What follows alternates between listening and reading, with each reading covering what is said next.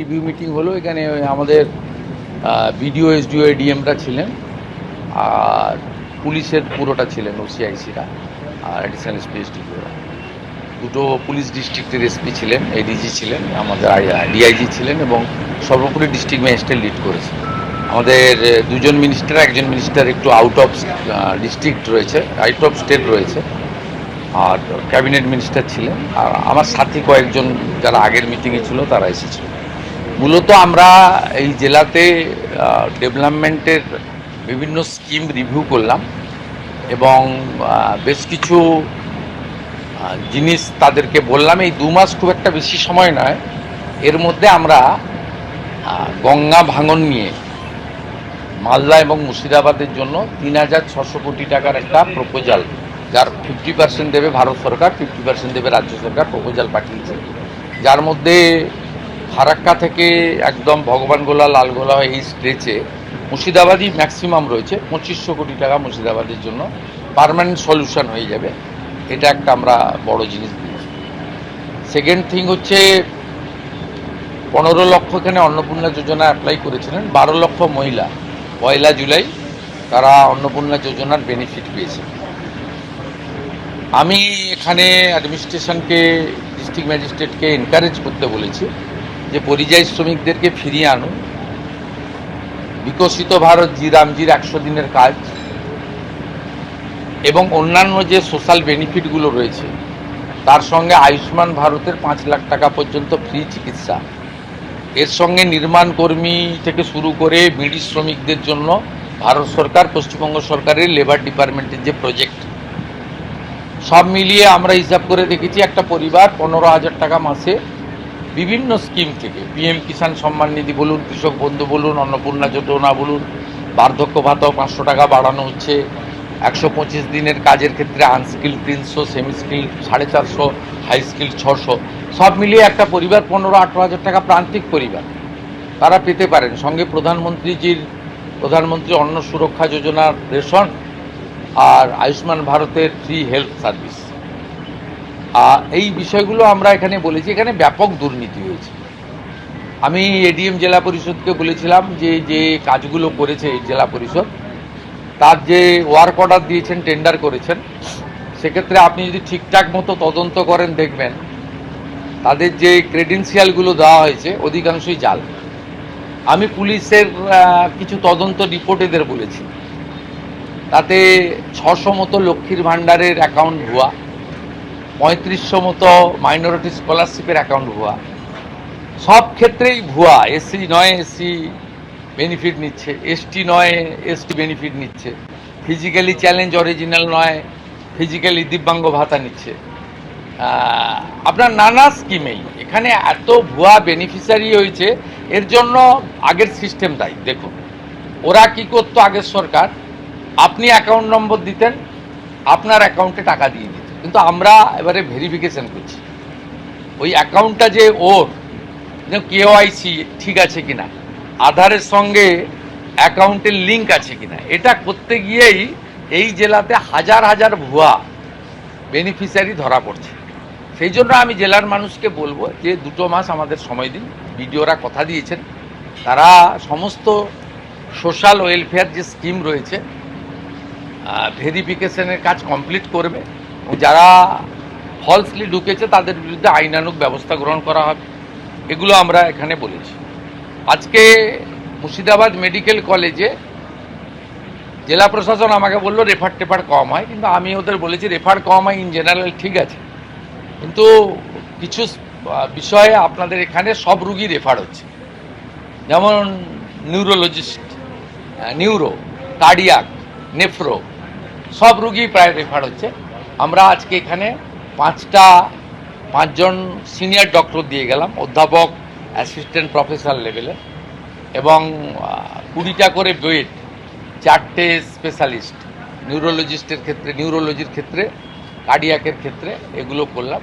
এছাড়াও cath lab, আপনার ডায়ালিসিসের আরও 2টো ইউনিট বাড়ানো, খুব চাপ হচ্ছে। এগুলো মুর্শিদাবাদ মেডিকেল কলেজের জন্য কিছু কিছু এখানে আমরা আজকে বলে গেলাম।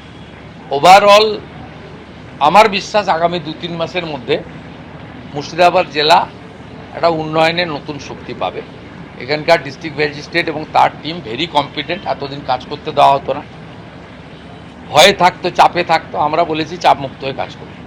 পুলিশকে বলেছি বর্ডার এলাকায় অবৈধ অনুপ্রবেশকারীদের ক্ষেত্রে কোনো ক্ষমা ঘেন্নার বিষয় নেই। মাত্র 69 জনকে এখনও আপনারা বর্ডার পার করিয়েছেন, যেখানে রাজ্যে কয়েক হাজার, এটা খুব ছোট সংখ্যা। বিএসএফের সঙ্গে কোঅর্ডিনেশন বাড়ান।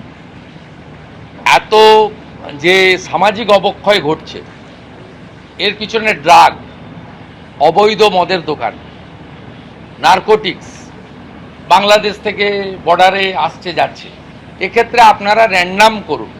আমি এডিএম এলআরকে থ্যাঙ্কস জানাবো। এখানে লং পেন্ডিং যে ইস্যু ছিল, 368 একর জমি বিএসএফকে দেওয়ার কথা ছিল, 338 একর জমি অলরেডি হ্যান্ড ওভার করেছেন under the guidance of the district magistrate. ADM LR এটা করতে পেরেছেন। এটা অন্য জেলার তুলনায় এখানে খুব ভালো ইমপ্রুভমেন্ট হয়েছে। এনারাও বুঝে গেছেন সরকার কি চাইছেন, সরকার কি বলছেন, এটা আমরা বলেছি। আর পুলিশকে খুব ক্লিয়ার ইনস্ট্রাকশন দেওয়া হয়েছে, ধুলিয়ান, শামসেরগঞ্জ, বেলডাঙ্গা, রেজিনগর, শক্তিপুরের মতো ঘটনা ঘটলে কাউকে ফোন করার দরকার নেই।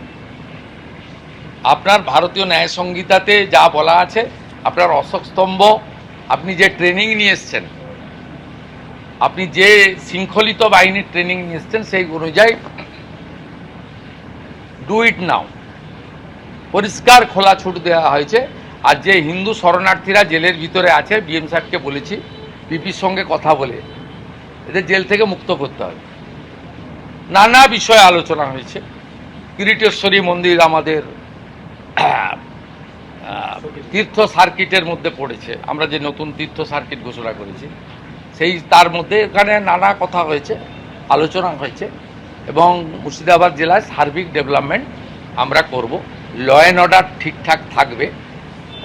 রেল লাইন ভাঙা, রেল জ্বালানো, বাস পোড়ানো, থানা পোড়ানো, বিডিও অফিস জ্বালানো, পুলিশকে মারা, পুলিশকে শাটারের ভিতরে ঢুকতে হওয়া, এইসব অতীত।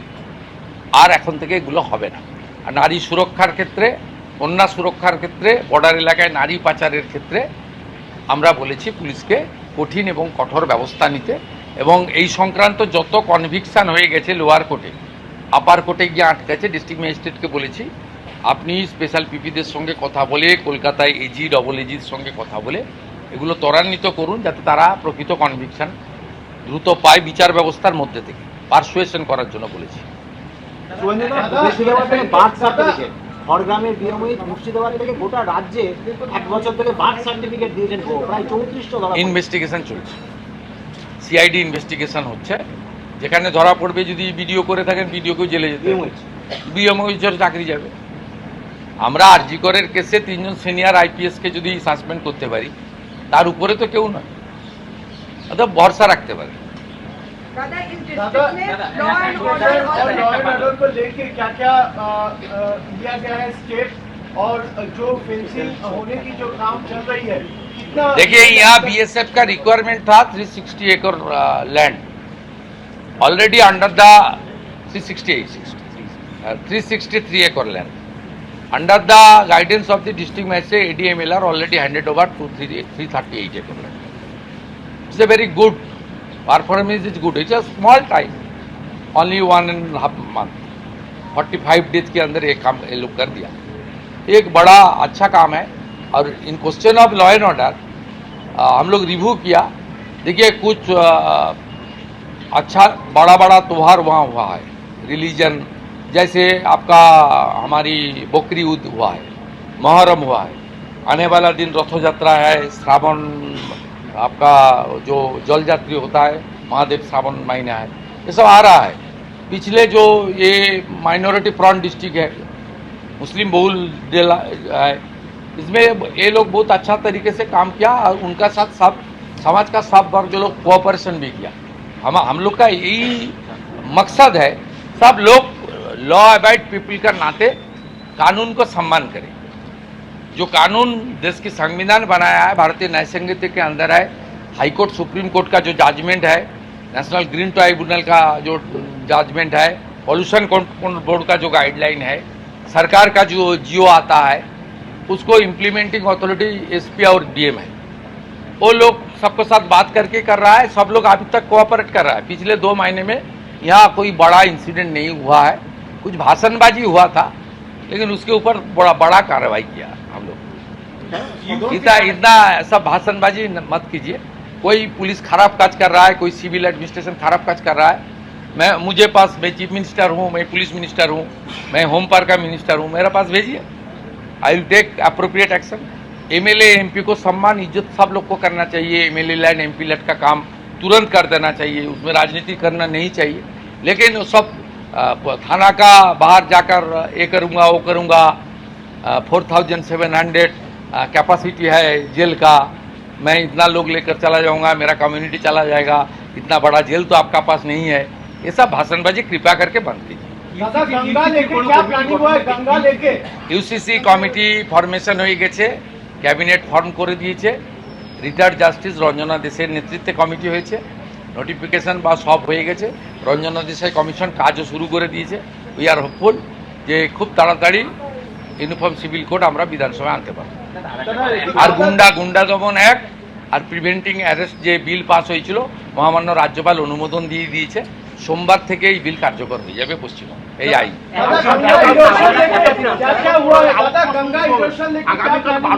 বারুইপুরে কথা হবে, এটা মুর্শিদাবাদ। ভালো থাকবেন। गंगा इरोशन लेकर भारत सरकार में हम लोग प्रपोजल भेजा है मालदा मुर्शिदाबाद को लेकर 3600 करोड़, उनमें 2500 करोड़ मुर्शिदाबाद का है। ये प्रिपरेशन पूरा चल रहा है। मैं कमिट कर रहा हूँ आने वाला 2027 में मुर्शिदाबाद का जनता ने जो भांगन पीड़ित एरिया है, गंगा भांगन, उसमें उसको राहत मिलेगा। इस साल तो कुछ नहीं कर सकता हम लोग, 2-3 महीने बारिश तो शुरू हो गया है, लेकिन प्री मानसून के लिए जो जो काम होना चाहिए वो काम हम लोग किया है, इरिगेशन और किया है, और कुछ खामियां है वो डिस्ट्रिक्ट मजिस्ट्रेट इरिगेशन का साथ बात करके वो कंप्लीट करेगा।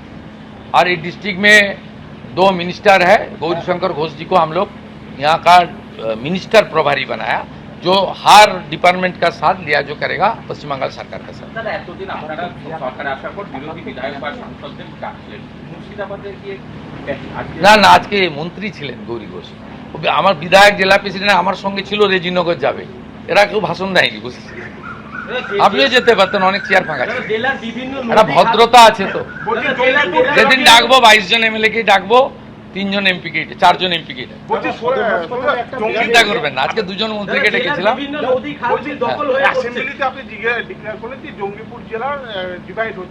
হ্যাঁ, প্রসেস শুরু হয়েছে, অনেক প্রসিডিওর আছে, আপনি তাড়াহুড়ো করলে তো হবে না।